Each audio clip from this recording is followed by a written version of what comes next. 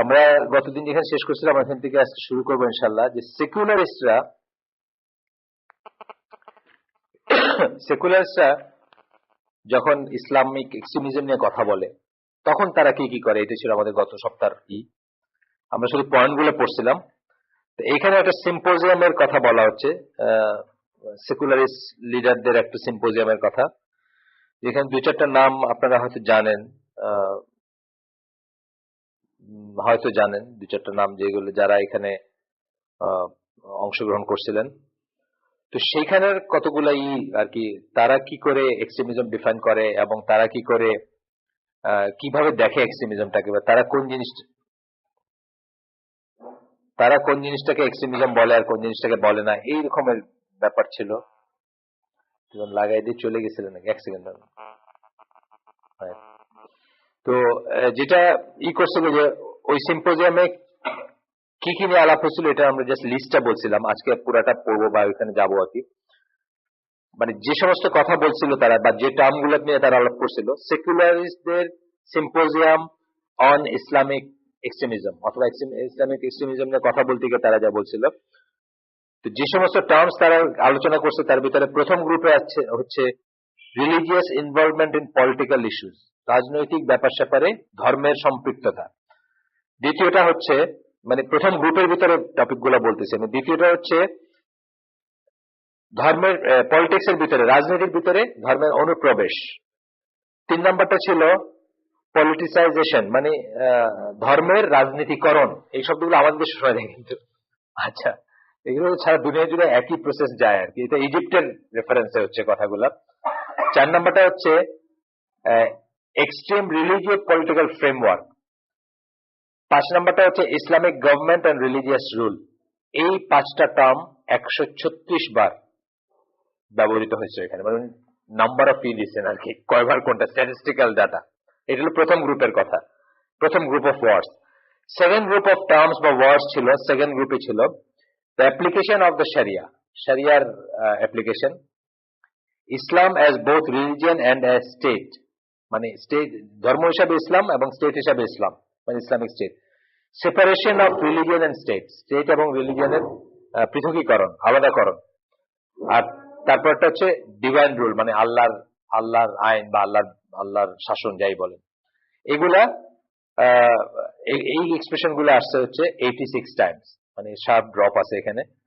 Third গ্রুপে আসছে আপনার যে শব্দগুলা, সেগুলো হচ্ছে religious direction, religious movements, Islamic religious wave, মানে একটা আসতেছে, ইসলামের একটা ওয়েভ আসতেছে বাজায়।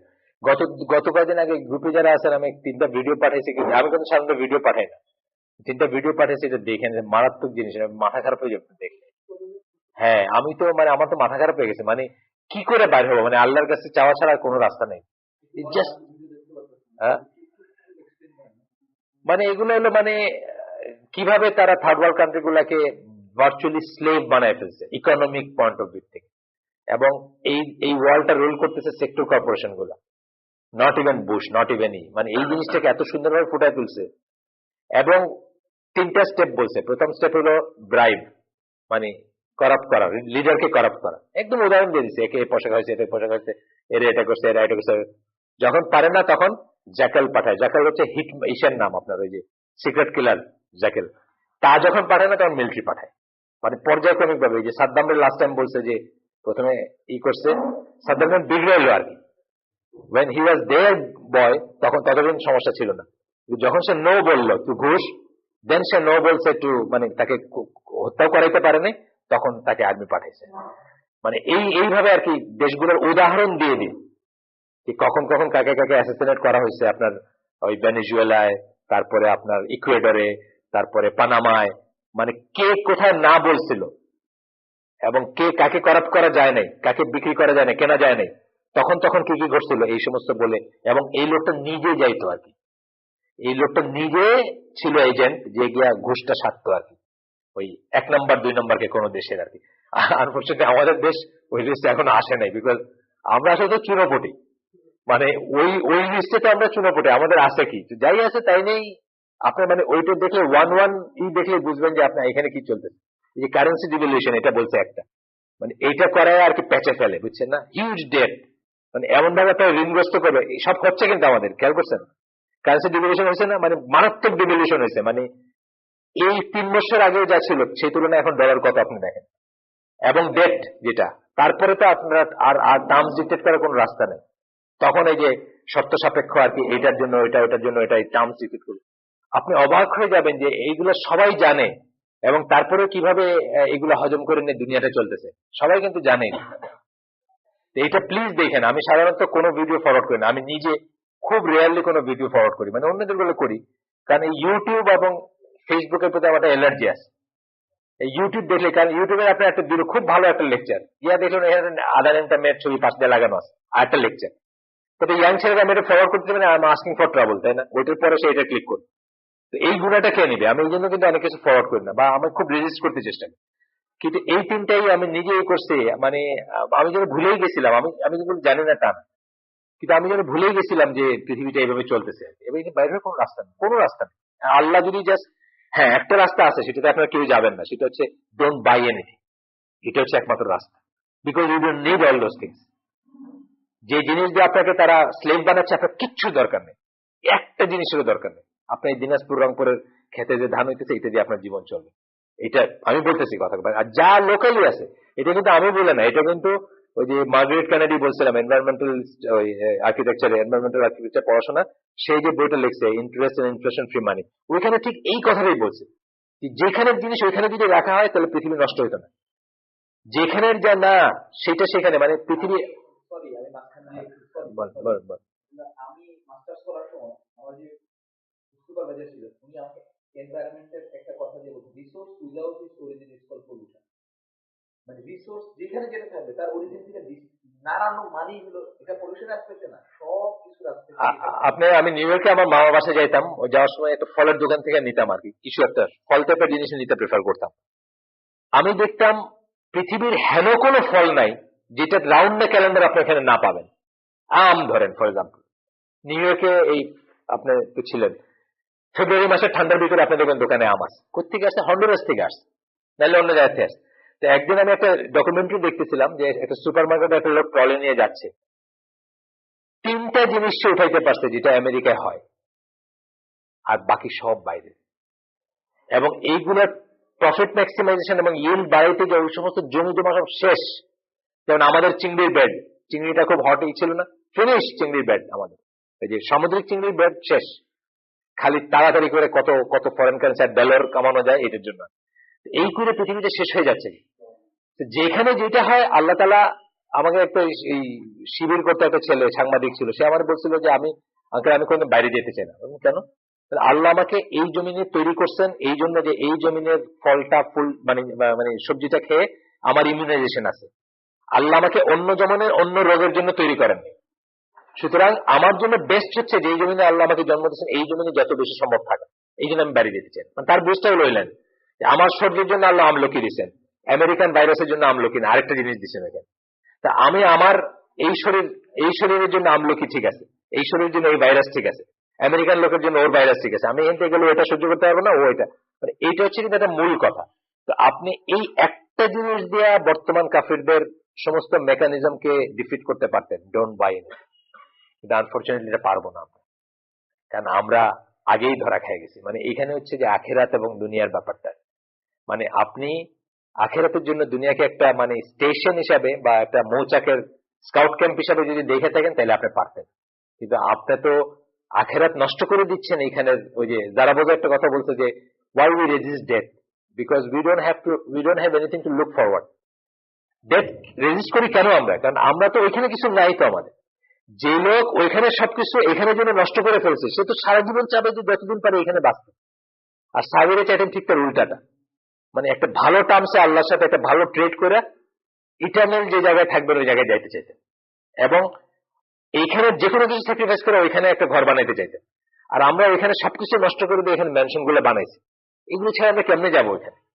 তা আসল ব্যাপারটা চলে আসে ওইখানে, মানে জাস্ট মানে কেনা বন্ধ করে দেন আপনি, এই ঘরে যাস আপনি তাকায় দেখেন, এটা অত্যন্ত গরিব একটা ঘর। অনেক মানুষ আমাদের স্কুল তো 2 তলা 1 তলা, মানে 2 তলা এটা মিলে স্কুল, অনেক মানুষ আমাদের বাচ্চারই পছন্দ করে না স্কুলে, দূর এটা কি পচা স্কুল, না না, শুধু তাই না, মানে এটা তো ওই মিকি মাউস টিকি মাউস আঁকা আঁকি আছে না, কিছু ছবি এটা সেটা, মানে কিছুই তো নাই এখানে, মানে কোনো একটা এই ঘরে যা আছে, মানে যেগুলো আপনি ধরেন লাইটটা ফ্যানটা যা যা আপনি দেখতেছেন, প্রতিটি জিনিস ছাড়া আমাদের জীবন কিন্তু ইজিলি চলে যাবে। কোন জিনিস মাস্ট না, কিন্তু এই ঘরে যা দেখতেছেন আপনি নাই নাই করে যা আছে, মানে এত গরিব ঘর এটা, তারপরে যা আছে এগুলো ছাড়া আপনার জীবন চলে যাবে, জীবন চলে যাবে। জীবনের জন্য কিন্তু অত্যাবশ্যকীয় কিছু না যা দেখতেছেন আপনি।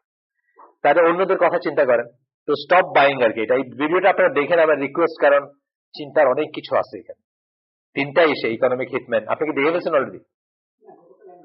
ডাউনলোড করছেন, দেখে ফেলেন, সবাই দেখেন একটু কষ্ট করে, 30 মিনিট কিন্তু। এবং লোকটা নিজে করছে কাজগুলা, confession of A economic hitman এটার নাম। সে নিজে করছে, মানে এই প্রেসিডেন্টকে ব্রাইব করছে, এই কথা শুনে নাই, তারপরে next he was killed within 2 months অথবা 3 মান্থস। মানে এই অ্যাসোসিয়েশন গুলো হয়, থার্ড ওয়ার্ল্ড কান্ট্রিতে মরে না, অমুক মরে তমুক মরে, বেসিক্যালি ডাউন দ্য লাইন কোথাও তাদের কথা শুনে নেই বা তাদের মতো করে চলে না।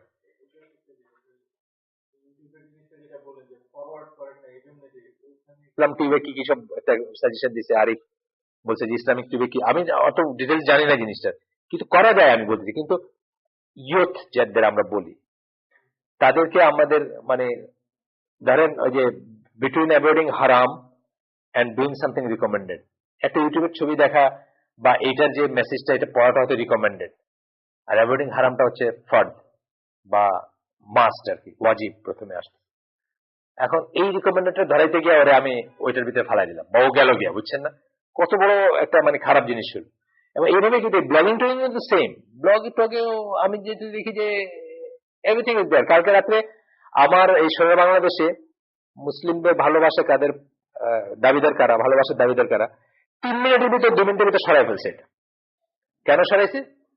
এটা এই কি বলে সাম্প্রদায়িক পোস্ট, এটা মুসলমানদের ভালোবাসা, মুসলমানের সাম্প্রদায়িক পোস্ট, এটা অন্যের এগেনস্টে ঘৃণার সঞ্চার করে, আরো কি কি ক্লজ আছে হতে জানি, এগুলো তো সরাই ফেলছে। কালকে 1 ঘন্টা ধরে আমি নিজে রিপোর্ট করে অন্তত 10-15 জন, এখানে কেউ আসেন কি আমি জানি না, 10-15 জনের আমি রিপোর্ট করাইছি একটা পোস্টের ব্যাপারে। 1 ঘন্টা ধরে ছিল, এটা সরাই নাই। যেখানে বলতেছে যে রাসূল সাল্লাল্লাহু আলাইহি ওয়াসাল্লাম মানে শুরুই করছে আল্লাহকে সে মামদভূত বলছে, বুঝছেন, নাউজুবিল্লাহ। মানে চিন্তা করেন কোন গ্রেডের সে মুসলমান। কিন্তু তার প্রথম আর্টিকেলটা হচ্ছে যে কি ইমান হারানোর করুণ কাহিনী, তার নিজে কি করে সে ইমান হারাইলো আর কি, এগুলো তার প্রথম আর্টিকেল। থার্ড আর্টিকেল হচ্ছে যে রিলিজিয়াস টলারেন্সের ব্যাপারে বা ইসের ব্যাপারে, অন্যের অনুভূতিতে, ধর্মানুভূতি আঘাত করার ব্যাপারে কাকে আমরা এই হিসাবে নিব, প্যারাডাইম হিসাবে, আদর্শ হিসাবে নিব। তো মোহাম্মদ সাল্লাল্লাহু আলাইহি ওয়াসাল্লামকে নিব, তাকে তো নিতে পারি না বলে সে শুরু করছে আর কি। তো বলতেছে যে উনি যখন উইক ছিলেন তখন উনি অনেক টলারেন্সের কথা বলছেন, যখন স্ট্রং হয়ে গেছেন মদিনা এসা, তখন এসব কাফেরদের জবাই করতে শুরু করছে। মানে এমন ল্যাঙ্গুয়েজ যে একটা কাফের ওই ল্যাঙ্গুয়েজে লিখবে না, বিশ্বাস করে। এই পোস্টটা আমাদের সকল মতের মিলন মেলা জামাতিদের নাকি এটা সোনার বাংলাদেশ, 1 ঘন্টা ধরে আমি সরাইতে পারিনি, 1 ঘন্টা পরে সরছে। আমি সাইডলাইনে বার্তা দিয়ে, আমি নিজে রিপোর্ট করছি, সাইডলাইনে বার্তা দিয়ে কম করে 10 জনকে আমি বলছি যে রিপোর্ট করেন এটা এগেইনস্ট, এবং তারা করছে রিপোর্ট, তারপরে 1 ঘন্টা পরে সরেছে। আর আমার ওই যে মুসলিমদের ভালোবাসার দাবিদার করা, মানে 3 মিনিট না 2 মিনিট, মানে একদিন রাতের মধ্যে ঘুমাইছিল সে, তারপরে সে পরে আফসোসে শেষ। এবং মানে কত রকম ভাবে সে আমাকে করছে, মানে এটা কি মানে এটা প্যারোকিয়ালিজম, আপনার বুঝছেন না, মানে মুসলিমদের ভালোবাসার দাবিদের কারা, মুসলমানরা না। প্রথমে এই কথাটা বলাটা নাকি প্যারোকিয়ালিজম, এটা হলো সাম্প্রদায়িক উস্কানিমূলক পোস্ট এবং ইত্যাদি ইত্যাদি করে ওয়ালাল বাড়ার আর কি এক্সপ্লেনেশন টাইপের দিচ্ছে। তো এই হচ্ছে ব্যাপার। যাই হোক, আমরা ফিরে আসি আবার। 3 নম্বর ক্যাটাগরিতে ছিল রিলিজিয়াস ডিরেকশন পড়ছি আমরা। এগুলা এগুলা আপনার আসছে এখানে 45 টাউন্স আলোচিত হয়েছে সেমিনারে, ওই সেমিনারে, সেকুলারিস্টদের সেমিনারে। তারপরে আসছে radical or extremist trends, religio political radicalism, এই শব্দগুলো উচ্চারিত হয়েছে 42 টাইমস। তারপরে Islamic banking, Islamic economics, Islamization of banks, এই পরের দিকে আসছে, এগুলো উচ্চারিত হয়েছে। এই করে উনি দিচ্ছেন, যাই হোক আমি এগুলোতে গেলাম না। তারপরে আসতেছে যে এই অ্যানালাইসিসের রেজাল্টটা কি, মানে এইটা নিয়ে যে ওনারা গবেষণা করছে, মানে এই সিম্পোজিয়াম নিয়ে এই লেখক গবেষণা করছেন, এবং এখানে কি কি কি এসে গেছেন। যে ওরা বলতেছে যে সেকুলারদের পয়েন্ট অফ ভিউ থেকে 2টা মেইন অ্যাক্সিস আর কি, অ্যাক্সিসের প্লুরাল, 2টা মেইন অ্যাক্সিস হচ্ছে এক্সট্রিমিস্টের, এক্সিস বা এক্সট্রিমিজমের আর কি দুইটা লাইন। একটা লাইন হচ্ছে কি পলিটিসাইজেশন অফ রিলিজিয়ন, মানে ধর্মের রাজনীতিকরণ, অর্থাৎ ধর্ম তুমি ধর্মের মতো করবা, রাজনীতি আনবা না এখানে। এখন কিন্তু অনেক প্র্যাকটিসিং মুসলিম বলে যে এইসব কথা এখানে আইনের না। তো প্র্যাকটিসিং মানে 5 ওয়াক্ত নামাজ উইথ তাহাজ্জুদ, পর্দা করে বউ নিজের দাঁড়িয়ে আছে, অনেক প্র্যাকটিসিং মুসলিম আপনারা বলবে এইসব কথা এখানে আনেন, এগুলা খামাখা ইকার পলিট করেন না, মানে আল্লাহর দিনকে পলিট করেন না। 2 নম্বরটা হচ্ছে the application of the Islamic Sharia in all spheres of life. এই দুইটাকে তারা এক্সট্রিমিজমের এক্সিস মনে করে। এই দুইটা বাদ দিলে কোন ইসলাম আছে? এই দুইটা বাদ দিলে তো কাঙালিনী সুফিয়া মুসলিম, মমতাজা মুসলিম, সমস্যা কি? প্রবাহ মুসলিম, ওর একটা মুসলমান নাম আছে না? সবাই মুসলিম। The application of the Islamic Sharia in all spheres of life, এটা যদি বাদ দিয়ে দেন সবাই মুসলিম, সবাই মানে প্র্যাকটিসিং মুসলিম। আপনি গিয়ে খবর নিয়ে দেখেন সবাই হয়তো নামাজও পড়ে। ওয়ালাইকুম সালাম। ওইটাই বলতেছেন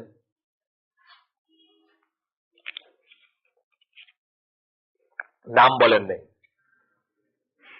দেশ রাষ্ট্র পর্যায়ের নেত্রী, খুবই ভক্ত তার, কোথাও গেছেন,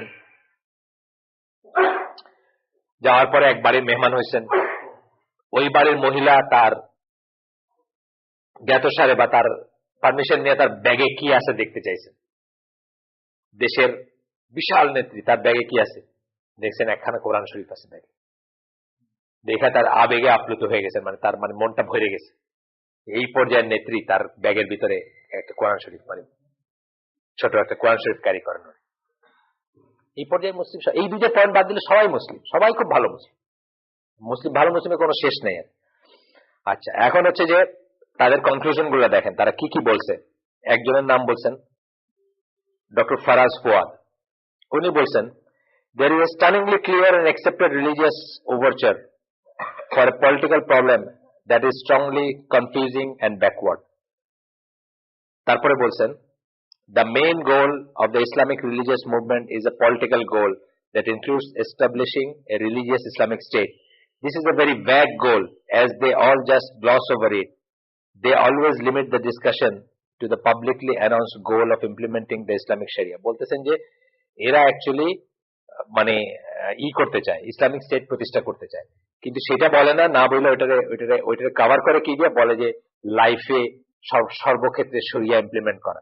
এটা বলে actually they inch towards that goal, যে তারা রাষ্ট্র ক্ষমতায় যাইতে চায় আসলে, বা রাষ্ট্র প্রতিষ্ঠা করতে চায়। আরেকজন বলছেন doctor Fuad Zakaria, I believe that we have, আমি শিওর না ফরিদ জাকারিয়া বাবা নাকি ইনি, আপনার ফরিদ জাকারিয়ার নাম শুনছেন? হ্যাঁ, ওনার বাবা কিনা একটু কেউ জন আমার জন্য একটু দেখেন তো, সম্ভবত ওনার বাবা, আমি শিওর না। Doctor Fuad Zakaria new York Times এর, উনি তো বিশাল ব্যক্তি আর কি, মানে is one of them are কি, সোজা কথা। মানে ওই ম্যালকম এক্স বলছিলেন যে নিগ্রো হলো 2 জাতে, একটা হলো হাউস নিগ্রো, একটা হলো ফিল্ড নিগ্রো। হাউস নিগ্রোটা হলো মানে একদম পিওর ট্রেটার আর কি, মানে সে তার মনিবের সাথে মিশে থাকে, এবং সে হইল নেগ্রোদের জন্য বেশি হার্মফুল, বুঝছেন না? সে ক্লোজার টু দ্য প্রভু আর কি, এবং প্রভুকে সে সাজেস্ট করে how to fix those field negro আর কি। তো এই ব্যাপার আর কি, যে আমাদের ভিতরেও এই ট্রেন্ড আছে। যাই হোক, I believe that we have all reached the main point of this phenomenon. We all agree that the old religious movement has in recent years taken on a clear organized political form. মানে এই সেকুলারিস্টরা সমস্ত Islamic এই political ইস্যুর ভিতরে নিয়ে আসতেছে যে এইটা খুব ডেঞ্জারাস জিনিস, এবং এটা সেক্রেট এবং মান্ডেন মিক্সড হয়ে যেতেছে, অর্থাৎ পবিত্র এবং দুনিয়াবি এসব জিনিসপত্র তো লোভ লালসার জিনিস বা এই জিনিস, এগুলো সব মিশাই ফেলতেছি আমরা। ওয়ারেজ ইসলামে এই সেপারেশনটা আপনারা জানেন, এটা কুফর আকবর। কিন্তু আপনি যদি মনে করেন যে আপনার জীবন কিভাবে চলবে এটা নিয়ে আল্লাহর চেয়ে বড় আর কারোর চেয়ে থাকতে পারে, অথবা আল্লাহর প্যারালালও আর কারোর চেয়ে থাকতে পারে, এটা কুফর আকবর। কিন্তু জেনে না জেনে আর কি, মানে না জানলে আল্লাহ মাফ করতে পারেন আপনাকে, সেটা অন্য জিনিস, কিন্তু জিনিসটা হচ্ছে কুফর আকবর আর কি।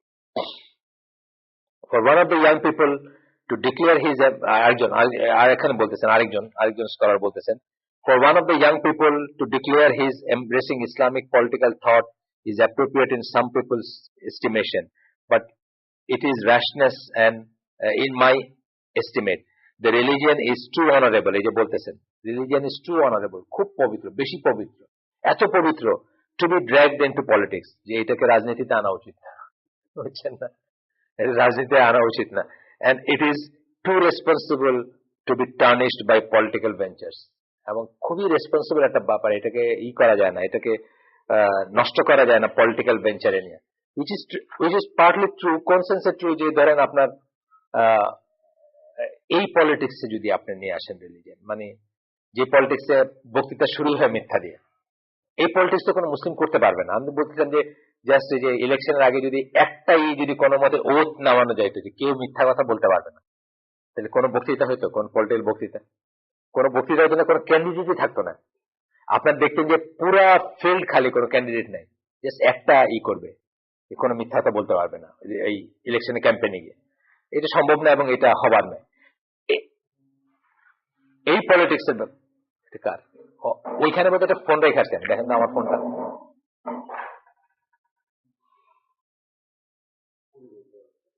হ্যাঁ এটা এটা এটা পিকুলিয়ার একটা জিনিস, এটা মানে আরো তো ভাইব্রেশনাল ফোন দিচ্ছি, কিন্তু এটা খুব সো এটা পার্টলি ঠিক, এই সেন্সে ঠিক যে এই পলিটিক্স আমরা করতে পারবো না, এই পলিটিক্স করা যাবে না বা করতে পারবো না, বা এই পলিটিক্সের যে টার্মস, যে কন্ডিশন, যেভাবে ঢুকতে হবে, যা করতে হবে, যা মানতে হবে, সেটা আমরা হয়তো করতে পারবো না, সেটা ঠিক। বা এই পলিটিক্স করা চাচ্ছেও না ইসলাম আপনার কাছে, যে আপনি ভোটা দিতে পারেন না, 10টা ক্যান্ডিডেট দিবেন, একজন মিথ্যা বলবেন, এই পলিটিক্স প্রথমেই শেষ, কারণ একজন মুসলিম নিজের নাম প্রপোজ করতে পারবে না ফর বিকামিং এ লিডার, এখানে তো শেষ। নমিনেশন গুলো আমাদের দেশে কারা সাবমিট করে, ঢোল ডাল নিয়ে আপনার ওই ইসের সময় দেখতাম বাজনা টাজনা ব্যান্ড পার্টি টাটি নিয়ে গিয়ে সাবমিট করতে, এরশাদের সময় আবার ওইখানে এখনো আছে না, উনি বলছে এখনো আছে, ব্যান্ড পার্টি টাটি নিয়ে মালা টালা নিয়ে গিয়ে সাবমিট করতেছে। আপনি ইসলামের ধরেন যদি এরকম থাকতো, আপনি আপনার নিজের নাম কখনো প্রপোজ করতে পারতেন না, জায়েজ না আপনার নিজের নাম করা না, নিজের নাম নিজেকে আগে বাড়ায় দেওয়া জায়েজ না কোনো পজিশনের জন্য। হ্যাঁ সেটা তারা করবে, তারা করবে সব, মানে এই জন্য এটা ইউনিক আর কি। জামাত ইসলাম বলতেছিল একবার, ওই যে ওয়ান অফ দা ইলেকশন এসে বলতেছিল, আমি ভুলে গেছি কবে, যে জামাত ইসলামে কেউ নিজেকে নিজে নমিনেশন দিতে পারে বা নিজের নমিনেশন প্রস্তাব করতে পারে, এটা তাদের একটা সিস্টেম ছিল, কিভাবে আসবে, এটা আসবে ওই ইসের তরফ থেকে, মানে অন্যদের তরফ থেকে আসবে। এবং এই যে লিডারশিপের জন্য যেগুলো হয়, এগুলো তো কিন্তু করতে পারে না, জানো কিনা জানি না, মানে এগুলো তো করতে পারে ওই সবাই মিলে নাম লেখে আর কি, মানে আমি এক্স্যাক্টলি ভুলে গেছি সিস্টেমটা এরকম যে ধরেন আপনি 2টা নাম লিখবেন, এই ঘরে যারা আছে আমরা সবাই 2টা করে নাম লিখব, 2টা করে নাম লেখার মানে কি হবে, একটা আপনি নিজের নাম লিখতে পারেন, আরেকটাতে ডিফারেন্ট নাম লিখবেন, এইভাবে সবচেয়ে বেশি যে 2টা বা 3টা নাম আসবে তাদেরকে এই ঘরটা নমিনেটেড করলো টু বি ইলেক্টেড টু আমির বা কিছু, এন্ড দেন ওই 3টা থেকে সবাই মিলে আবার একজনকে করবেন, এই ধরনের ব্যাপার ছিল। তো এই যাই হোক, এটাই যে সুন্নাহ আমি তা বলতেছিলাম, বা এটাই যে তা বলতেছিলাম, কিন্তু এটা পারেন, এটা সিস্টেম না, এবং এটা পারেন। তো এখানে শেষ হয়ে যেত সব, আপনার এই পলিটিক্সের সাথে আমাদের সম্পর্ক এখানে শেষ। আচ্ছা যাক, এখানে আরেকজনের কথা বলতেছেন, যিনি বলতেছেন he consider such to be extremism and radicalism, কোনটাকে, মানে পলিটিক্যাল ইসলামকে, as Islam is a religion of worship that does not involve itself with politics and system. ইসলাম হচ্ছে ইবাদতের ধর্ম, এটা পলিটিক্স এর সাথে কোনো নেই। এটা মানে দেখেন আপনি কত কত বড় মিসলিডিং কথাবার্তা। Most of his refutations in that book are of what he terms the movement to politicize religion through violence and radicalism. উনি বলতেছেন যে ইসলামকে বা দিনকে বা ধর্মকে রাজনীতিকরণ করার চেষ্টা চলতেছে কি দিয়া, ভায়োলেন্স দিয়া এবং রেডিক্যালিজম দিয়া। রেডিক্যালিজম বা ভায়োলেন্স তো আপনারা জানেন, সন্ত্রাস বা যাই বলেন, রেডিক্যালিজম হচ্ছে হঠাৎ করে চরমপন্থা বা করা, মানে এই ধরনের একটা সেন্স, সেটা দিয়ে আপনি ধর্মকে রাজনীতিকরণ করতে চাইতেছেন। এটা হচ্ছে পুরো বইটার, উনি একটা বই আছে, বইটা হচ্ছে আল ইসলাম আল সিয়াসি, পলিটিক্যাল ইসলাম বইটার নাম। এখানে উনি এই কথাই বলতে চাচ্ছেন। একটা বই আছে ফেলিয়ার অফ পলিটিক্যাল ইসলাম, কেউ পড়ছেন? অলিভিয়ার রয়, একজন ফ্রেঞ্চ লেখক, আমার কাছে আছে বইটা। তো ওইখানে উনি দেখাতে চেয়েছেন, তো ওইখানে যে পলিটিক্যাল ইসলামের ফেলিয়ার দেখাতে চেয়েছেন পুরোটাই হচ্ছে কিন্তু এই লাইনের চেষ্টাগুলোর ফেল। এই লাইনের চেষ্টাগুলো তো ফেল করবে, বিকজ এই লাইনের চেষ্টাগুলো ইসলামিক না, এই জন্য ফেল করবে। আপনি ওদের একটা গেম খেলবেন, ধরেন আমি আমি আমি আমি যে কোনো একটা খেলা, আমি ব্রিজ খেলবো ঠিক করছি, কার্ডের গেম, আমাকে নিয়ম মানতে হবে না। তা আপনি যখন ঠিক করছেন যে বাংলাদেশের পার্লামেন্টারি সিস্টেমে আপনি ইলেকশন করবেন এবং এটার সংবিধান, এটার রাষ্ট্রনীতির মাধ্যম ভিতর দিয়ে গিয়ে আপনি পলিটিক্স করবেন, এর নিয়মগুলো আপনাকে মানতে হবে। এর নিয়ম মানতে গেলেই কিন্তু আপনার ইসলামের গোলে পৌঁছাতে পারবেন না, এবং এই জন্য ফেল করতেছে। এই অলিভিয়ার রয় বইটা কিন্তু পুরাটা এই পলিটিক্যাল ইসলামের ফেলিয়র নেই, এই যে ব্রাদারহুড ফেল করছে, অন্য জায়গায় আলজেরিয়া ফেল করছে বা ই করছে, এগুলো বড় স্কলাররা বলছেন যে ফেল করতে বাধ্য, বিকজ এটা রুটেই এটা ইসলামিক না, এই সিস্টেমটা ইসলামিক না। ধরেন আজকে 3/4 মেজরিটি পাইছে না আওয়ামী লীগ, 3/4 মেজরিটি পাইছে, আপনি মাইন্ড করেন কেন তারা আপনার জেলে ঢুকায় রাখছে? আপনি পারলে গিয়ে করেন না, পার্লামেন্টে গিয়ে আপনি বাইর করে নিয়ে আসেন জেল থেকে, ভোটাভুটি করে পারবেন না, বিকজ ইউ এগ্রি যে পার্লামেন্টের যারা পার্লামেন্টারিয়ান তারা যেটা বলবে সেটাই ল, সেটাই রুল, আপনি আগে এগ্রি করছেন। 3/4 পায় আপনার পুরা টপ লেভেল লিডার সব কটারে জেলে নিয়ে ঢুকাই দিচ্ছে। আপনি যান, আপনি যদি আপনি যে গেম খেলবেন ওটার নিয়ম আপনি আগে এগ্রি করছেন, আপনি যান এখন সংসদে বসে আপনি এটাকে অনিয়মতান্ত্রিক বা এটা অন্যায় বা এটা জুলুম বলেই করেন, they will let you go. সংসদে পাশ করলে ছেড়ে দিবে না? আজকে পাশ করলে ছেড়ে দিবে, কিন্তু আপনি কেন পারতেছেন না? Because you didn't get any seat, এবং সিট দিয়েই যে সত্য বিচার হয় এটা আপনি আগে এগ্রি করছেন। আর রিগিং টিগিং বলতেছেন, আপনার বেলায় রিগিং না এই বেলায় রিগিং, আমি এটা কেমনে মানি? আপনি কি পাইলে দুইটা জাল ভোট দিতে বাদ দিচ্ছেন কোনোদিন? ধরেন আমাদের যারা, আপনি পাইলে কোন একটা জায়গায় ইনফ্লুয়েন্স খাটাইতে বাদ দিচ্ছেন? শ্রমী আপনি ইনফ্লুয়েন্স খাটাইতে বাদ দিচ্ছেন একটা যে কোনো জায়গায়? এখনো আপনি 5 বছর পাওয়ারে ছিলেন, পুরা জাতীয় বিশ্ববিদ্যালয় ভরে দিয়েছেন জামাতের ক্যাডার দিয়ে, এগুলো সব এখন বাইর করতেছে একটা একটা। সো আপনি যখন অন্যের গেম খেলবেন এবং সেই গেমের নিয়মের এগ্রি করবেন বলে আপনি একবার এগ্রি করছেন, তখন সরি, এই পরিণতির জন্য আপনাকে ওই সিস্টেমে যাইতে হবে। ওইখানে গিয়ে পার্লামেন্টে আপনি পাস করেন, কালকে ছেড়ে দিবে সব করে। পার্লামেন্টে আজকে যদি 51-49% যদি আপনি করাইতে পারতেন, কারণ আপনি আগে এগ্রি করছেন, পার্লামেন্ট যা বলে ওইটাই রুল, ওইটাই নিয়ম, ওইটাই আইন। এখন আপনি গিয়ে ওইখানে গিয়ে পারতেছেন না দেখে আপনি এখন রাজপথে নামছেন। সো এটা বুঝতে হবে যে আমাদের ফেলিওর অফ পলিটিক্যাল ইসলাম নিয়ে বই আছে, অনেক বই আছে, কিন্তু কোন পলিটিক্যাল ইসলামের ফেলিওর? এই পলিটিক্যাল ইসলামের ফেলিওর। এই পলিটিক্যাল ইসলাম তো আমাদের পন্থা না। আপনি যে সেলিম মর্গানে যে এটা বলছে, আমাদের পন্থা কি? আমাদের পন্থা হচ্ছে, 1 নম্বর পন্থা হচ্ছে আলেমরা ডিসাইড করবে ওর বি দ্য লিডার, ওখানে তো শেষ, আপনার আমার কোনো সে নাই। আমি রিক্সাওয়ালা টম্বে খেলি, আমাদের কোনো সে নাই। আমরা কি বুঝি বলেন মুসলিম উম্মার জন্য কোনটা লাভজনক? আমার যদি বলে যে মমতাজ ভোটে দাঁড়িয়েছে, আমি তো মমতাজের সবকটা ভোট দিব, তাই না? আমাদের দেশে ইলিয়াস কাঞ্চন ভোটে দাঁড়ালেও জিতবে না, বলেন? ইলিয়াস কাঞ্চন আর মুফতি আমিনী পাশাপাশি দাঁড়াক দেখি, কে জিতবে? ইলিয়াস কাঞ্চন জিতবে, ডেফিনেটলি ইলিয়াস কাঞ্চন জিতবে। তা আমার দিয়ে ভোট করে দিতে আমি ইলিয়াস কাঞ্চনে ভোট দিব, এই জন্য পয়লাই তো শেষ ইসলামী পলিটিক্স। ইসলামী পলিটিক্সের লিডার সিলেক্ট করবেন কারা? মুজতাহিদ আলেমরা। আলেমদের চেয়ে হচ্ছে 1 নম্বর, বিকজ তারা বুঝবেন কোনটা ইসলামের জন্য বেস্ট, এবং তারা বলবেন যে হ্যাঁ অমুক হইতে পারে বা অমুক এটা, বা তারা বায়াত, কার বায়াত ইম্পর্টেন্ট, আপনার আমার বায়াত ডাজন্ট ম্যাটার না, দিলাম কি দিলাম না কিছু আসে না। যদিও আমাদের জন্য দিতে হবে, মানে ইসলামিক আল জামা যদি কোনোদিন হয়, আমাদের আনুগত্য তার করতে হবে, মাস্ট, যদি আল জামাত থাকে পৃথিবীতে বা হয়। কিন্তু আপনার আমারটা মোটেই ইম্পর্টেন্ট না, ইম্পর্টেন্ট কাদেরটা? মুজতাহিদ আলেমদেরটা। আলেমরা বলবেন যে হ্যাঁ এই লোকটা ইসলামের জন্য, ইসলামের স্বার্থের জন্য কাজ করবে বা ইসলামের স্বার্থের জন্য, এন্ড দেন হি বিকামস ওকে, তাহলে ওকে না। ওইখানেই তো জিনিসটা আলাদা। এখন আলেমের কোন চিহ্ন আছে? ইভেন ইসলামিক দলগুলোতে আলেমের কোন চিহ্ন আছে? আপনি বলেন, হুইজ আলেম, আমাকে বলেন দেখি কোন আলেম কোন দলটা চালাচ্ছেন। এই হচ্ছে সমস্যা। যাই হোক, তারপরে বলতেছেন, উনি আরো বলতেছেন, the movement to politicize religion will always have this attributes of violence and রেডিকালিজম।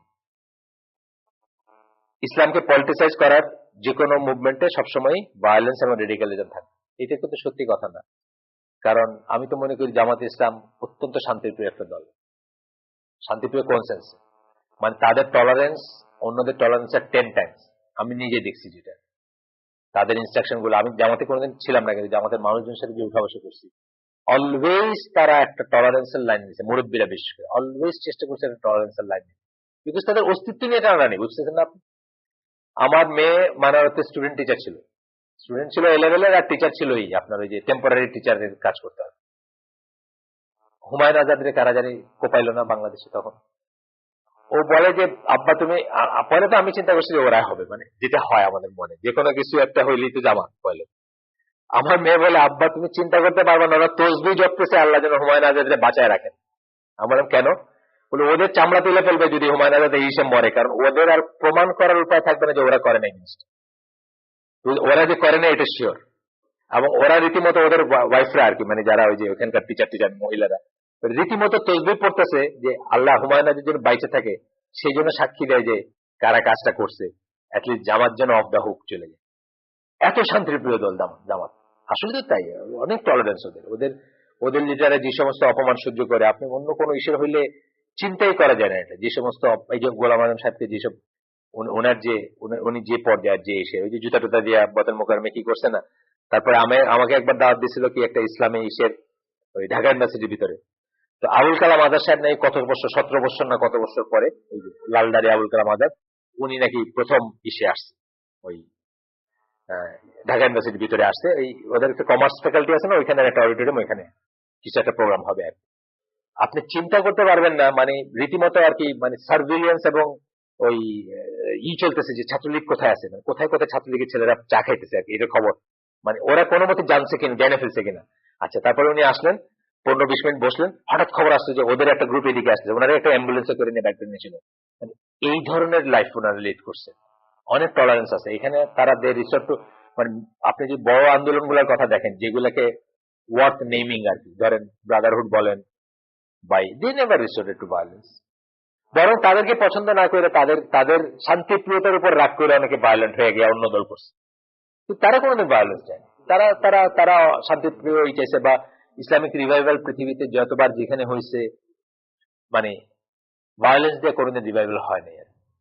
আপনি দেখেন আব্দুল্লাহ জাহাঙ্গীর তার বইতে লিখছেন, আব্দুল্লাহ জাহাঙ্গীর ছাড়াও আপনি একটা একটা করে দেখেন, রিভাইভাল গুলা দেখেন, ভায়োলেন্স দিয়ে রিভাইভাল হয় না। রিভাইভাল হয়েছে বড় রিভাইভাল গুলা, যেটা বলছে এই ছোট্ট পকেটে আপনি কিছু একটা করছেন সেটা না। এবং ওইখানে দেখবেন যে পপি সিডের একটা আছে এই ভিডিও গুলাতে, পপি সিডের একটা একটা মানে স্ট্যাটিস্টিক্স আছে যে তালেবানরা আইসা নাকি they cut it down to zero almost. এখন আবার ইট হ্যাজ বিন রিভার্স, এখন আবার আমেরিকানদের কন্ট্রোলে আর কি ওই মার্কেটটা, পপি সিড, আফিম কি বলে, ওই হেরোইনের মার্কেট। এবং কত সালে কত একদম স্ট্যাটিস্টিক্স দিয়ে, এত সালে এতটা, এত সালে এতটা আমাদের কন্ট্রোলে ছিল, এত সালে এতটা আমাদের কন্ট্রোলে ছিল, তালেবান আসার পরে আমাদের কন্ট্রোলে বাইরে চলে গেছিল, আবার আমরা এটাকে ই করছি এবং এখন এতটা কন্ট্রোলে। এই স্ট্যাটিস্টিক্স আছে এখানে দেওয়া। এবং ওই যে বললাম ইকোনমিক হিট, ইনসাইডার বলে সেইগুলো বলতে পারছে, যেটা হয় আর কি। যেমন ধরেন এই যে মাইকেল শুয়ার যে লোকটা এই যে লেখে, সে ইনসাইডার বলে কিন্তু সে এত কথা লিখতে পারে। ইনসাইডার যখন বিগড়াইছে, সে তো বলে যে ইন্টারভেনশন, মানে আমেরিকার অস্তিত্ব থাকবে না আমেরিকা যদি ইন্টারভেনশন বন্ধ না করে, মানে যেভাবে ইন্টারফেয়ার করে এবং সবখানেই করে, এটা বন্ধ না করলে আমেরিকার অস্তিত্ব থাকবে। মনে হইতেছে যে আমেরিকার অনেক ভালো কিছু, কিন্তু অস্তিত্ব থাকবে না তার থিওরি। সে তো সে ডেস্ক অপারেটিভ ছিল, সে বলতেছে এই কথাগুলো, বুঝছেন। ইনসাইডার যখন কিছু একটা ই করে তখন বোঝা যায় যে কি হচ্ছে। এই ওদের বড় ফেলিয়ার বলছে একটা, এই স্যাভেজ নাকি একটা বড় ফেলিয়ার, এটা বলছে ওইখানে। মানে স্যাভেজ তারা কাবু করতে পারে না, মানে কুটুও তারা করায়, বুঝছেন না। কুটুর কথা বলছে যে কুটু এগুলো তো কোনো ব্যাপারই না, কু হলো মানে একটা, মানে ওই ওয়ান অফ দ্য ইউরিস্ট আর কি, যে এ আমার কথা শুনে নাই তাহলে কু লাগায় দেয় একটা, আরেকজন আসলো সে, বুঝছেন না। এগুলো তো মানে থার্ড ওয়ার্ল্ড কান্ট্রি কোনো ব্যাপারই না, এগুলো জাস্ট ওভার দ্য টেবিল তারা করায়। ওইগুলো আছে এখানে কোনখানে কোন কোটা হয়েছে কি হয়েছে, এই স্যাভেজকে সাইজ করতে পারে না। এই জন্য স্যাভেজের উপর কিন্তু ভীষণ খেপ্পা ওয়েস্টার্ন ওয়ার্ল্ড, ভীষণ রকমের খেপ্পা। হ্যাঁ বল।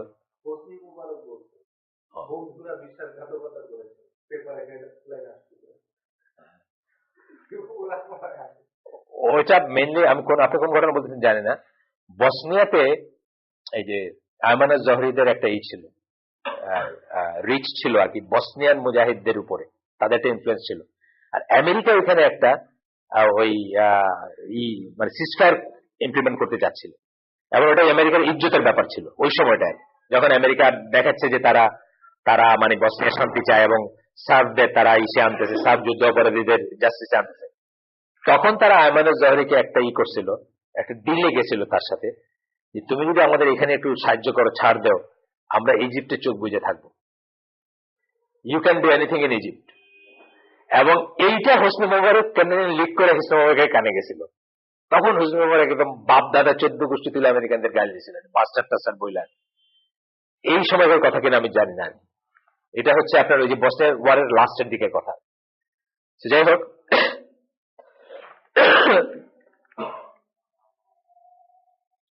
if a country prohibits those type of things, it is considered extremist and radical because it has mixed religion and politics. কিসের কথা?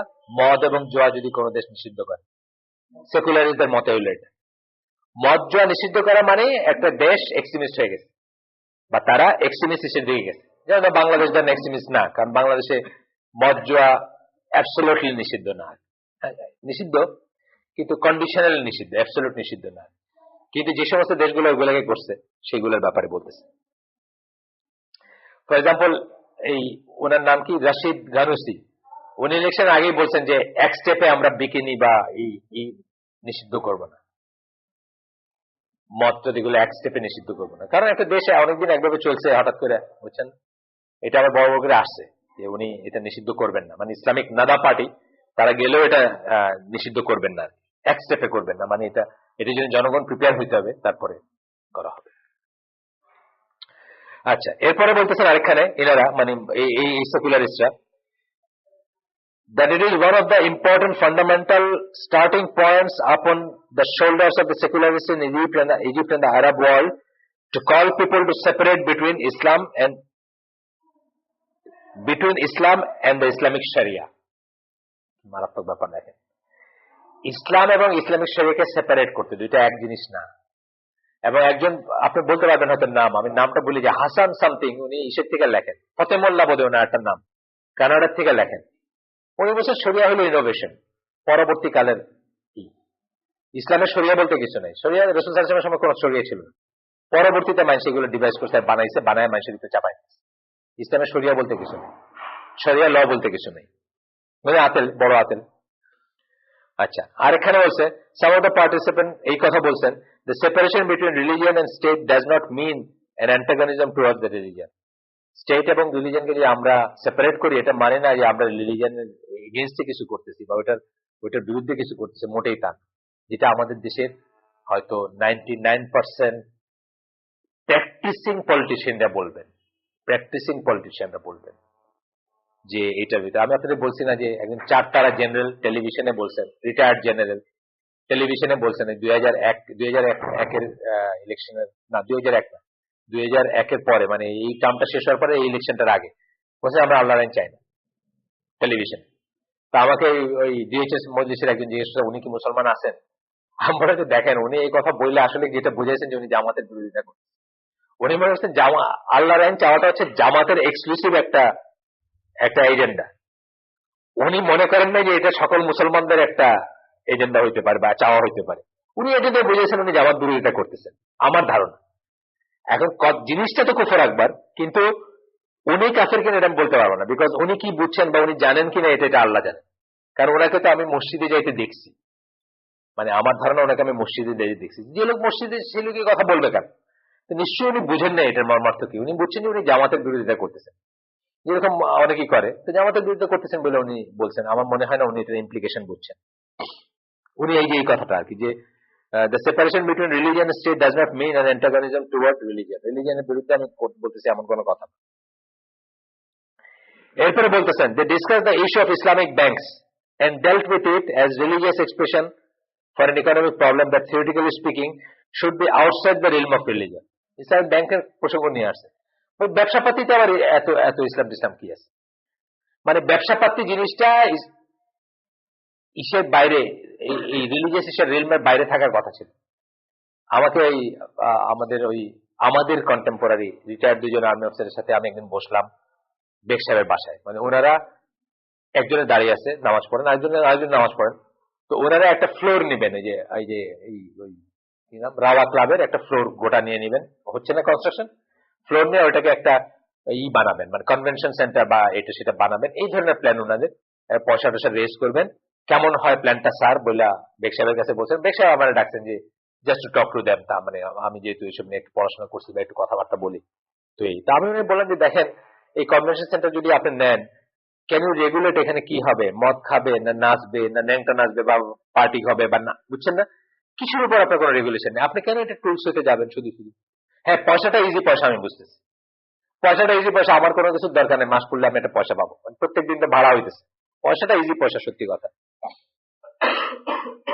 তারপরে ওনাদের আমি আইডিয়া দিয়েছিলাম যে এই সোহেলের সাথে যেটা আমি আলাপ করি, যে একটা ইসলামী ফুড চেইনের আউটলেট, ফুড চেইন বলতে ফাস্ট ফুড না, এমনি ফুড চেইন, মানে ধরেন যেখানে যাই পাই আমি এটা আমি নিশ্চিত করব যে অরিজিন থেকে নিশ্চিত করবো এটা হালাল।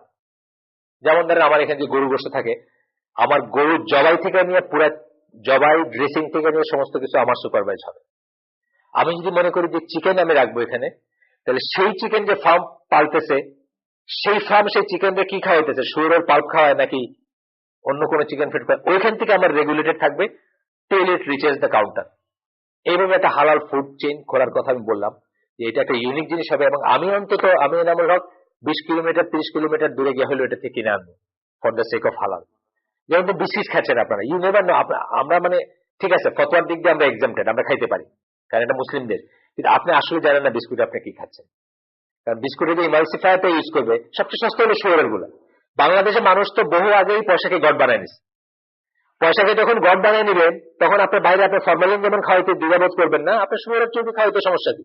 শুয়োর চর্বিতে বিস্কুটের ইমালসিফায়ার হিসাবে ইউজ করলে আপনার লাভ বাইরে দিচ্ছে ডবল, আর কোনো সমস্যা নেই, যে খাইতেছে সে বুঝবে না। তো আপনার এই জন্য আপনার প্রত্যেকটা জিনিস আসলে কোনো ভালো মুসলিমের জন্য ভেরিফাই করা উচিত পারলে, এবং এই ভেরিফিকেশন সিস্টেম আমাদের ডেভেলপ করা উচিত।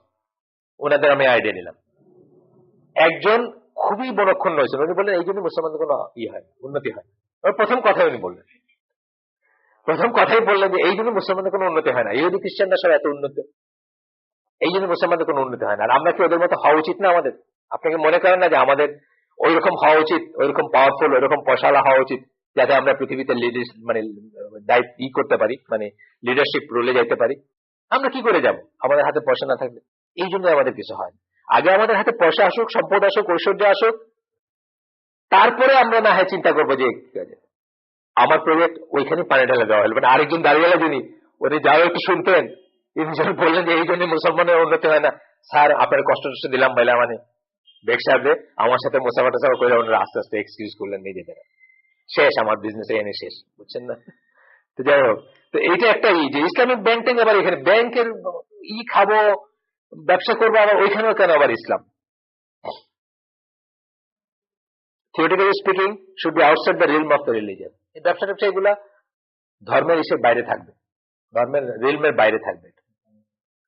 Similarly, they discuss the Muslim woman's hijab and jilbab as an apparent form of indicative of extremism and radicalism. হিজাব আর জিলবাব হচ্ছে মানে ফার্স্ট ফ্রেমিং, যে কারা কোন ফ্যামিলি গুলো এক্সট্রিমিস্ট, কোন ফ্যামিলি গুলো রেডিক্যাল, এইগুলা দিয়ে ওরা এইগুলো নিয়ে আসছে। তো এখানে বলছে for that reason one of the education ministries in a Muslim land issued directive প্রহিবিটিং women from wiring the Islamic হিজাব as it is considered a phenomenon indicative of extremism and radicalism. একটা মিনিস্ট্রি, একটা দেশের ministry, education ministry মেয়েদেরকে নিষেধ করছে যে এটা পরা যাবে না, ইসলামিক ড্রেস পরা যাবে না, কারণ কি এটা এক্সট্রিমিজম এবং রেডিক্যালিজম। দেশটা হচ্ছে টিউনিশিয়া, এর ছবি দেওয়া আছে কোনটা টিক দিছে আর কোনটা না করছে, আর মানে ইসলামিক গুলা না আর ওইটা টিক। Tunisia under Habib Bourguiba, Habib Bourguiba নিজেকে মুজাহিদ ক্লেম করতেন, বড় মুজাহিদ, কেন উনি দেশ গঠনের মুজাহিদ, দেশ গঠন করা একটা জিহাদ ওটারই, এবং জিহাদের সময় রোজা টোজা এগুলা রোজা রাখতে হয় না, এই বলে উনি টিউনিশিয়ান টেলিভিশনে দিনের বেলায় সকলের সামনে এক গ্লাস শরবত খায় দেখাইলেন যে এই যে আমি শরবত খাচ্ছি আপনারাও রোজা রেখেন না, কারণ এতে আপনারা উইক হয়ে যাবেন এবং দেশ গঠনের মতো একটা জিহাদে আপনারা অংশগ্রহণ করতে পারবেন না, এটা একটা বড় জিহাদ, আর জিহাদের সময় রোজা ইজ নট ওয়াজিব, সো এই আমি খাইলাম আপনারাও খান। আর এটা টেলিভিশনে আসছে, আমি নিজে পড়ছি। সো ওই হাবিব বরগুইবার দেশে এগুলা ওকে, এগুলা ক্রস, আমার দেশে আসতেছে কিন্তু it's in the coming very soon. আপনি দেখবেন যে অফিসিয়াল গ্যাদারিং এ এইভাবে যদি চলতে থাকে, নো ম্যাটার পার্টি এ আর পার্টি বি, পার্টি বি আসলেও হবে, মানে এটা তো আর এখান থেকে চলতেছে না, এটা বেজিং প্রোটোকল থেকে চলতেছে। সাইন করে আসছেন আপনি, বেজিং প্রোটোকল সাইন করে আসছেন যে ওইটার মতো করে আপনি এখানে মেয়েদের অধিকার গুলা প্রতিষ্ঠিত করবেন। প্রথম প্রতিবন্ধক হচ্ছে হিজাব নিকাব, আপনারা জবুথবু করে আপনাকে করে রাখতেছে, আপনি মোটরসাইকেল চালাতে পারেন না বা চড়তে পারেন না, আপনি হর্স রাইডিং করতে পারবেন, আর যেসব আর কি যেসব জিনিসগুলো আছে। যাই হোক, তো এখানে ফিগার আছে, আপনাদের আর দরকার নাই। তারপরেও এই যে কোনগুলা না আর কোনগুলা হ্যাঁ, ইসলামিক গুলা না আর ওইগুলা হ্যাঁ আর কি, স্কার্ট গুলা বা এইগুলা টিউনিশিয়ার অ্যারাবিক ল্যাঙ্গুয়েজ আবার অ্যারাবিক।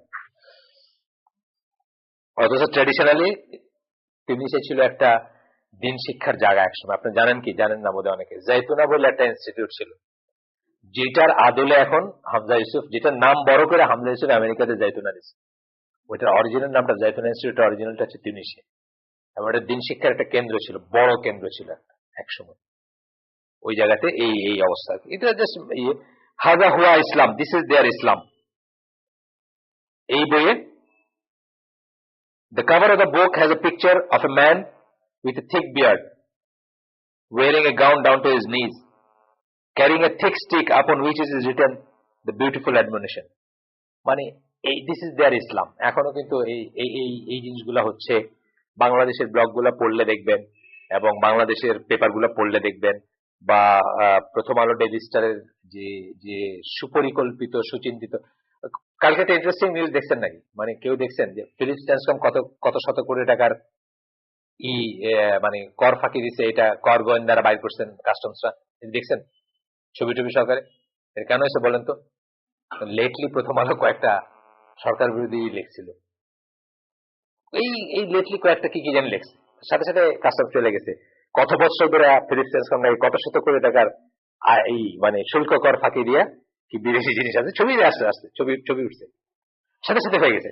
মানে এই জিনিসগুলা মানে এখানে তো রাষ্ট্র পর্যায়ে, এটা আন্তর্জাতিক পর্যায়ে এই জিনিসগুলো চলে। আপনি যখন একটা লাইন ক্রস করবেন সাথে সাথে আপনাকে ওখান থেকে স্টিক দেখানো হবে, তাইলে কিন্তু এটা করা হবে, বাস তাইলে কিন্তু এটা করা হবে, আপনি চুপ করে গেলেন। এবং একটা দেশের প্রেসিডেন্ট, মানে এটা মানে সার্বভৌমত্বের একটা দেশের প্রেসিডেন্টকে তারা উঠায় নিয়ে গেছে, জানেন তো এটা না? পানামার নরিয়েগাকে উঠায় নিয়ে গেছে, মানে জাস্ট লাইক দ্যাট আর কি, মানে যখন তাদের কথা শুনে নেই। আচ্ছা, এখন কথা হলো ইন জেনারেল এই বইটা, যে বইটার কথা বলতেছেন, এই বইটার নাম আবার বলি, হাজা হুয়া ইসলাম হোম, দিস ইজ দেয়ার ইসলাম। দেয়ার বলতে কারা? মৌলবাদীদের ইসলাম, তাদের ইসলাম। আজকে কি আমাদের অনেক মানুষজন তবলিগে গেছে নাকি বুঝলাম না, হ্যাঁ নিচের ক্লাস না নিচের ক্লাস না থাকা সত্ত্বেও গতদিনও ছিল না, কিন্তু আজকে নাকি জানি না।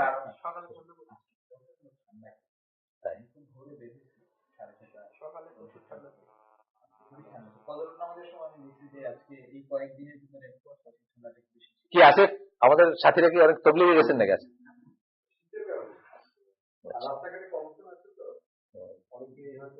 মানে ওই সেটটা অবশ্য মানে ধরেন তাই না,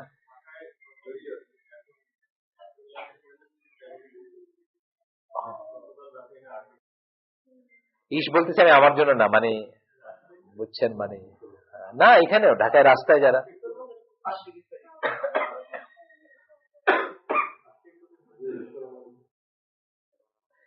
এই বইয়ের মেইন বিষয়বস্তু ছিল application of sharia, the religious government, শরিয়ার প্রয়োগ, ধর্মীয় government, the Muslim women's dress,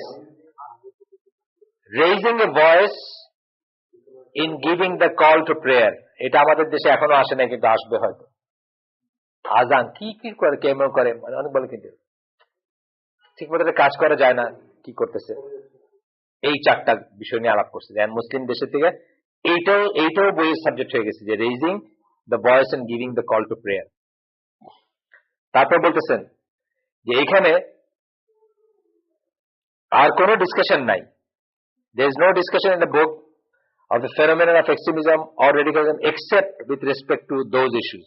মানে এই ইস্যুগুলো ছাড়া, এইগুলোকে উনি ক্লেম করতেছেন যে এক্সট্রিমিজম, এর বাইরে আর কোনো ডিসকাশন নাই। বইটা কিন্তু এক্সট্রিমিজমের উপর, বা এক্সট্রিমিজম নিয়ে লিখতে বসে উনি এই চারটা পয়েন্টকেই শুধু আনছেন, আর কিছু নিয়ে নাই।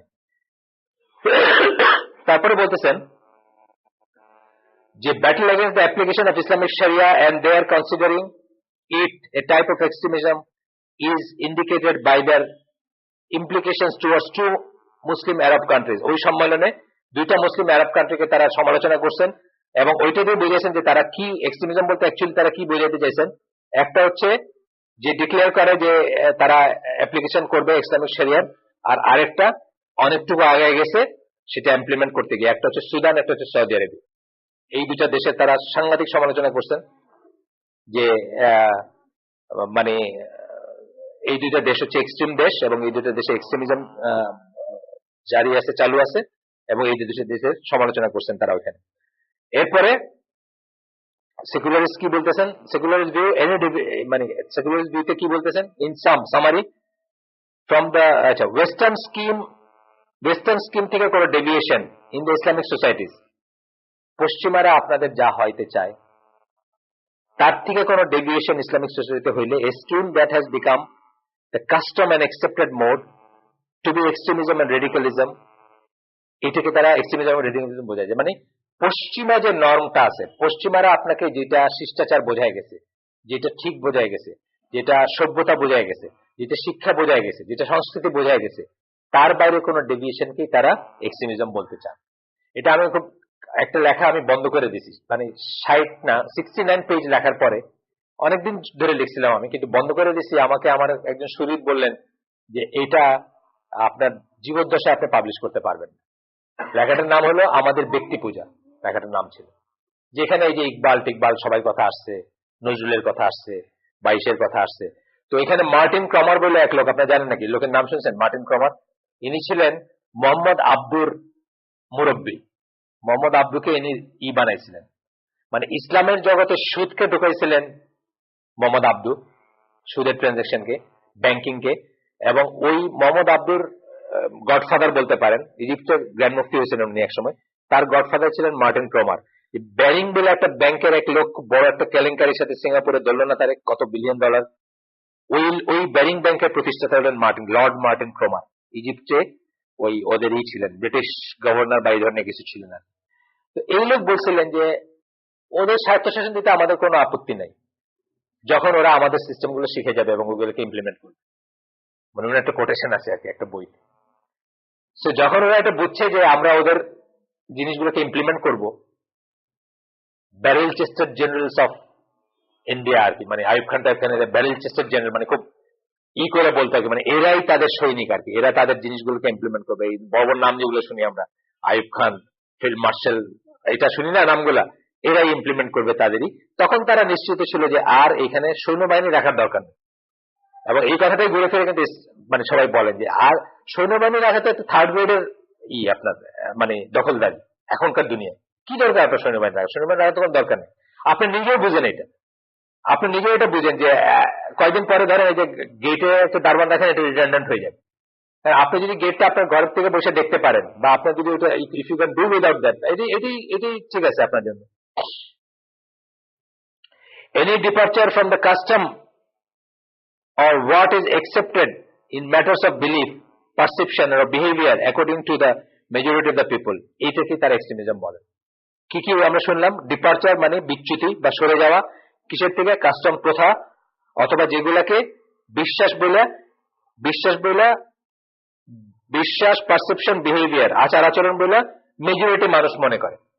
তাহলে আমাদের দেশে মেজরিটি মানুষ যা মনে করে তার সাথে থাকলে আপনি কোনদিন হিসাবে পৌঁছাতে পারবেন? কোনদিন পারবেন? আমাদের দেশের মেজরিটি মানুষ এখনো মনে করে যে মেজরিটি মানে একদম প্রোগ্রেসিভ যারা, মানে রাত্রে হইলে যারা গাড়িতে গার্লফ্রেন্ড নিয়ে ঘুমায়, মানে ঘুরে বেড়ায় ঢাকা শহরে, তারাও ফুটবলের মাথায় ঢুকার সময় মাটিটারে এই করে ঢুকে, দেখেননি? মানে 1 নম্বর প্লেয়ার, হাইয়েস্ট প্লেয়ার ধরেন বাংলাদেশে, সে রাত্রে মানে এত মডার্ন যে রাত্রে সে গার্লফ্রেন্ড নিয়ে ঘুরে বেড়ায় গাড়িতে করে, কিন্তু সে যখন খেলতে ঢুকতেছে তখন এটা করে। এইটা হলো আমাদের এখানে একসেপ্টেড কাস্টম, একসেপ্টেড বিলিফ যা বলতেছে। এই দিক থেকে যে কোনো ডিপার্চার মানে আপনি কইলেন শিখ ভাই এটা করেন না, বা আপনি কইলেন এটা এই ভোটাভুটি এটা ঠিক না, বা আপনি কইলেন এই নিয়ম, মানে যে কোনো ডিপার্চার হলো এক্সট্রিমিজম, এমন রেডিকালিজম। তাইলে আমাদের কি করতে হবে? We just have to sit at home and let it run as it is running, let it go as it is going, আর কি যেভাবে চলতেছে সেইভাবে চলতে দিতে। এটা হচ্ছে তাদের কথা, সেকুলারিস্টদের কথা। আমাদের সময় হয়ে গেছে, আমি শেষ করে দিই আজকে। পরদিন ইনশাআল্লাহ এরপর থেকে আর একটু ছিল, এটাতে ইনশাআল্লাহ পরে কভার করবো। সুবহানাকা আল্লাহুম্মা বিহামদিকা আশহাদু আল্লা ইলাহা ইল্লা আনতা আস্তাগফিরুকা ওয়া আতুবু ইলাইক। এখান থেকে